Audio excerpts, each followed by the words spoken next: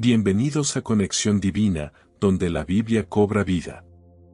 Desde la creación hasta los milagros de Jesús, cada relato nos deja lecciones de fe, esperanza y redención. Acomódate y sumérgete en esta historia transformadora. En las páginas oscuras de la historia, encontramos el terrible final de Anás y Caifás, los saduceos que jugaron un papel central en la condena de Jesús. Su legado está marcado por el poder, la controversia y una decisión que cambió el rumbo de la humanidad. Hoy, te invitamos a embarcarte en un viaje al pasado, desentrañando los secretos e intrigas que rodearon a estas influyentes figuras. Sus vidas y acciones dieron forma a un capítulo fundamental de la historia de la humanidad y, a través de este relato, podemos reflexionar sobre valiosas lecciones espirituales, políticas y morales. Hola, queridos suscriptores del canal de Historias Bíblicas. Gracias por acompañarnos una vez más en este recorrido por los acontecimientos que forjaron los pilares de nuestra fe y cultura.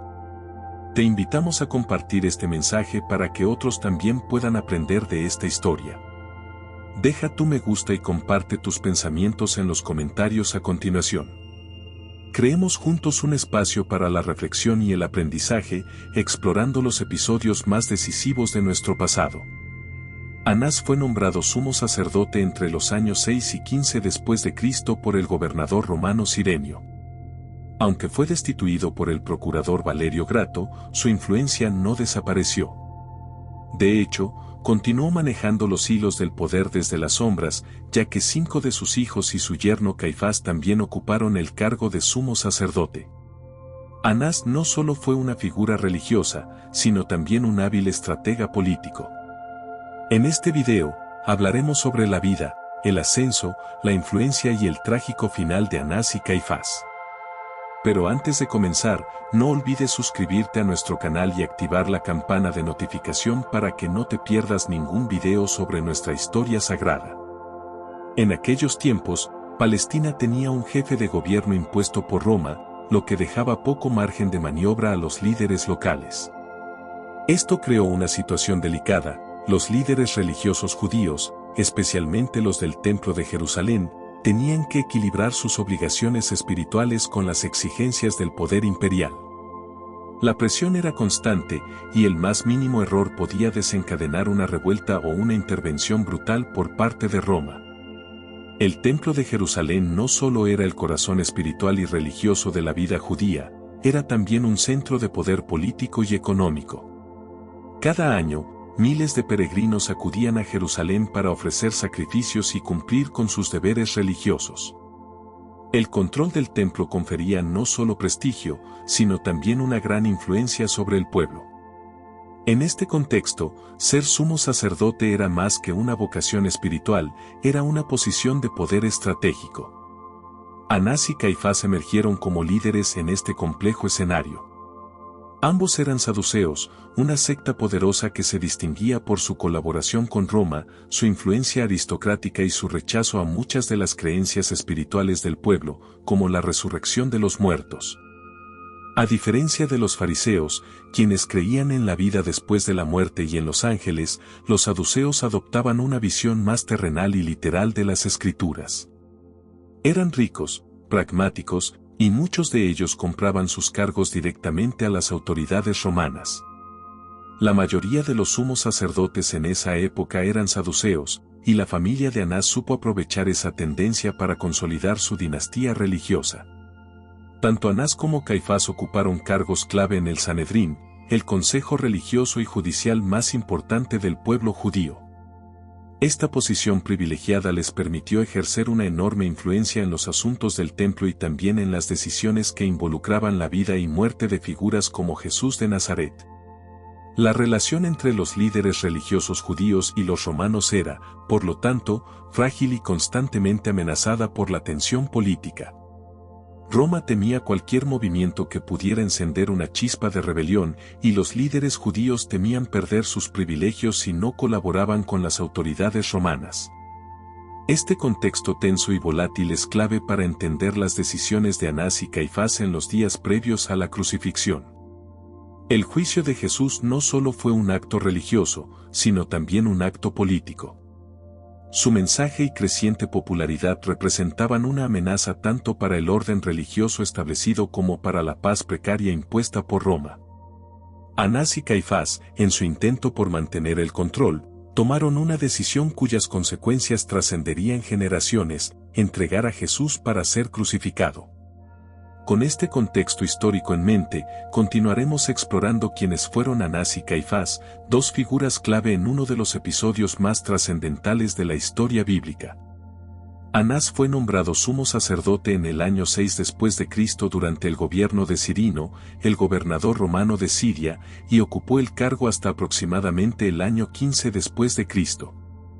A pesar de que oficialmente fue destituido por el procurador Valerio Grato, su influencia jamás desapareció.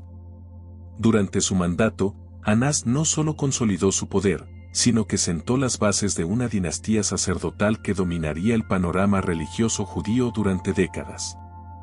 Durante su tiempo como sumo sacerdote, Anás estableció un sistema de sucesión familiar cuidadosamente planificado, mediante el cual varios de sus hijos, y posteriormente su yerno, Caifás, ocuparon el mismo cargo.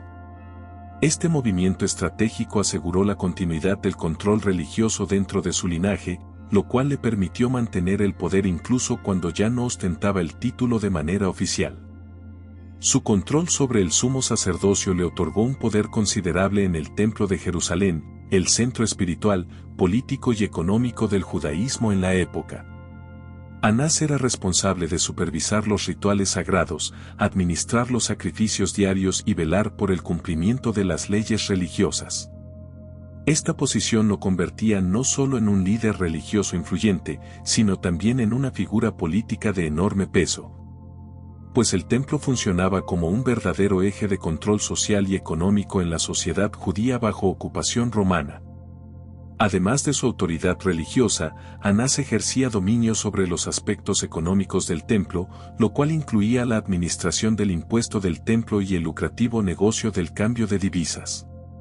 Los vendedores de animales y los cambistas instalados en los atrios del templo constituían el núcleo de una red de comercio controlada por la casta sacerdotal. En Lucas 19:45, vemos que Jesús, profundamente indignado, los expulsó del templo, acusándolos de haber convertido la casa de oración en una cueva de ladrones. Este episodio no solo refleja la corrupción que había penetrado el sistema religioso, sino también la profunda brecha entre los líderes del templo y las enseñanzas del reino de Dios proclamadas por Jesús. El Talmud judío ofrece una perspectiva aún más severa sobre Anás. Según algunas fuentes rabínicas, la casa de Anás estaba maldita, acusándola de ser rica, codiciosa y carente de escrúpulos. Se le asociaba con la corrupción del sacerdocio y con la profanación del santuario, debido a su aparente implicación en intrigas políticas y religiosas, entre ellas la planificación de persecuciones contra quienes se oponían al poder establecido. Su legado, lejos de ser únicamente religioso, está teñido de acusaciones de manipulación y de usar la fe como instrumento de control. Por otro lado, encontramos a Caifás, yerno de Anás, quien se casó con una de sus hijas, fortaleciendo así los lazos entre las dos figuras y consolidando una alianza política y familiar. Caifás fue nombrado sumo sacerdote alrededor del año 18 después de Cristo por el procurador romano Valerio Grato, en un tiempo en que Roma buscaba estabilidad y colaboración con las élites locales. Su nombramiento representó un punto de inflexión en la historia del pueblo judío, pues fue durante su mandato que se llevó a cabo el arresto y la crucifixión de Jesús. Al igual que su suegro, Caifás no solo era un líder espiritual, sino también un hábil político. Sabía navegar entre las aguas turbulentas de la ocupación romana y las expectativas del pueblo judío. Su cercanía con Anás, cuya influencia aún se hacía sentir, le permitió actuar con autoridad en el Sanedrín, el Consejo Supremo Religioso y Judicial. Una de las frases más recordadas de Caifás aparece en el Evangelio de Juan, capítulo 11, versículos 49 y 50. Ante el crecimiento de la popularidad de Jesús, especialmente después de la resurrección de Lázaro, Caifás expresó con crudeza: «Vosotros no sabéis nada, ni pensáis que nos conviene que un solo hombre muera por el pueblo, y no que toda la nación perezca». Esta declaración, que pretendía ser un argumento pragmático para justificar la muerte de Jesús y evitar un levantamiento que provocara la ira de Roma, terminó siendo interpretada por muchos como una profecía involuntaria de la redención universal a través del sacrificio de Cristo. La historia bíblica nos dice que, después de esta declaración, el concilio, compuesto en su mayoría por saduceos como Caifás y Anás, tomó la decisión unánime de eliminar a Jesús. Fue en este punto donde la tensión entre el mensaje de Jesús y el liderazgo religioso llegó a su clímax. Jesús había predicado una fe viviente, centrada en la misericordia, la justicia y la comunión directa con Dios. Este mensaje chocaba frontalmente con las prácticas del templo y el sistema religioso controlado por la élite sacerdotal. Las enseñanzas de Jesús desafiaban la autoridad de Anás y Caifás, no solo desde una perspectiva teológica, sino también desde una posición de poder. A medida que el ministerio de Jesús ganaba seguidores, su presencia se volvió cada vez más amenazante para aquellos que controlaban el templo. El liderazgo de Anás y Caifás, atrapado entre su alianza con Roma y el temor a perder su hegemonía, optó por una solución que, según ellos, preservaría el orden: entregar a Jesús a las autoridades romanas para que fuese crucificado. Fue en este tenso y conflictivo contexto que Jesús fue arrestado y llevado ante las autoridades religiosas para ser interrogado. La noche de su aprehensión, Jesús fue conducido primero ante Anás, el antiguo sumo sacerdote que aún conservaba gran influencia, y posteriormente ante Caifás, quien ostentaba oficialmente el cargo en ese momento. Estos interrogatorios, cargados de tensión, no solo fueron momentos clave en el juicio de Jesús, sino que marcaron un punto crítico en la narración bíblica y en el desarrollo de los acontecimientos que llevarían a la crucifixión. Durante estos interrogatorios, tanto Anás como Caifás intentaron por todos los medios reunir pruebas suficientes para sostener acusaciones de blasfemia y sedición contra Jesús. El objetivo era claro: encontrar una justificación religiosa y política para entregarlo a las autoridades romanas y así evitar un posible levantamiento del pueblo, cada vez más cautivado por las enseñanzas del Nazareno. Sin embargo, Jesús, fiel a su naturaleza y misión, guardó silencio en muchas ocasiones, sin ofrecer una defensa contundente ante las acusaciones, cumpliendo así las profecías que hablaban del siervo sufriente que no abriría su boca ante los que lo oprimen. La falta de pruebas consistentes no impidió que se tomara una decisión. Los líderes religiosos, decididos a mantener el statu quo y evitar cualquier amenaza a su autoridad o a la frágil paz con Roma, optaron por enviar a Jesús ante Poncio Pilato, el gobernador romano, con el fin de que fuera juzgado y condenado. Esta transferencia de Jesús del ámbito religioso al político reveló el verdadero alcance de la conspiración y dejó en evidencia el papel activo y decisivo que jugaron Anás y Caifás en su condena. Es importante destacar que la participación de Anás y Caifás no fue meramente pasiva ni simbólica. Ambos fueron protagonistas directos en la acusación formal contra Jesús y ejercieron presión sobre las autoridades romanas para que se llevara a cabo la sentencia de muerte. Su influencia combinada, tanto religiosa como política, fue clave en la crucifixión que tuvo lugar en el monte Gólgota, un evento que transformaría para siempre la historia del mundo. Tras la resurrección de Jesucristo, en lugar de reconsiderar sus acciones a la luz de los hechos, Caifás endureció aún más su postura.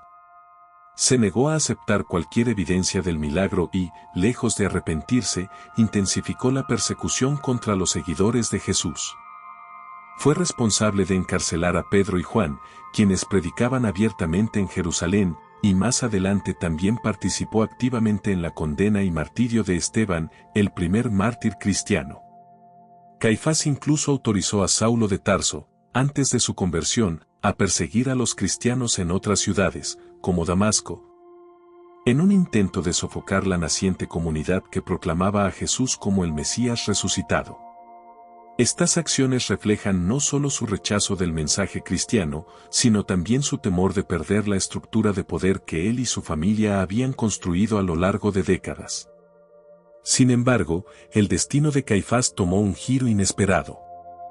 Hacia el año 36 después de Cristo, fue depuesto de su cargo por Vitelio, el gobernador romano de Siria, en medio de una reorganización del poder político que también incluyó la destitución de Poncio Pilato. Se dice que, poco después, durante una revuelta judía, Caifás encontró una muerte miserable, asesinado y arrastrado por soldados romanos que ya no veían en él utilidad ni autoridad. Décadas más tarde, en 1990, arqueólogos descubrieron lo que se cree que es la tumba de la familia de Caifás, hallada en una cueva oculta entre las colinas de Jerusalén. Entre los restos, se encontró un osario con el nombre Yosef Bar Cayafa, que muchos consideran corresponde al mismo Caifás del relato bíblico. Este hallazgo ofrece una evidencia material que conecta el pasado con los relatos históricos y bíblicos que han perdurado por siglos. Por su parte, Anás, quien había vivido lo suficiente para ver las consecuencias de sus acciones, encontró un final igualmente trágico. Según algunas tradiciones, tras comprender que había contribuido a la muerte del Mesías, cayó en un estado de desesperación tan profundo que terminó golpeándose la cabeza contra las paredes hasta morir. Esta imagen dramática, aunque simbólica, encierra una poderosa reflexión sobre el peso de la conciencia y la culpa. Como nota adicional y final, vale la pena mencionar que el linaje de Anás continuó ejerciendo influencia en los círculos religiosos hasta poco antes de la destrucción del Segundo Templo. Su nieto, el hijo de Teófilo, fue nombrado sumo sacerdote por el rey Agripa en el año 65 después de Cristo, sucediendo a Judas de Gamala. Fue el último en ocupar este cargo antes de la caída de Jerusalén y la destrucción del templo por los romanos en el año 70 después de Cristo, un evento que marcó el fin de una era. Al concluir esta profunda exploración, recordamos el impacto duradero que las decisiones y acciones de estos dos hombres tuvieron en la historia. Su papel en la narración de la pasión y muerte de Jesús es un testimonio de las complejidades del poder, de la fragilidad humana y de cómo las decisiones, motivadas por el miedo, el orgullo o el interés, pueden cambiar el destino no solo de una persona, sino de toda una civilización.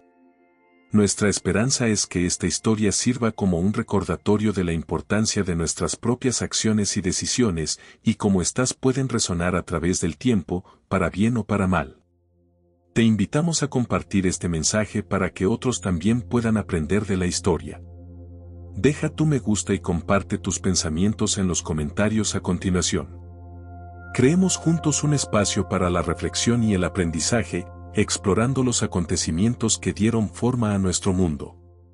Hasta el próximo video. Cada historia de la Biblia nos deja una enseñanza, un mensaje que trasciende el tiempo y llega hasta nuestro corazón. Esperamos que esta historia haya sido de tu agrado y te haya inspirado a conocer mejor los libros de la Biblia. Si te gustó este video, no olvides darle me gusta y suscribirte a Conexión Divina para seguir descubriendo más relatos fascinantes. Déjanos tu comentario con lo que más te impactó de esta historia y qué otras narraciones te gustarían ver en el canal. Nos encanta leerte. Gracias por acompañarnos, nos vemos en el próximo video.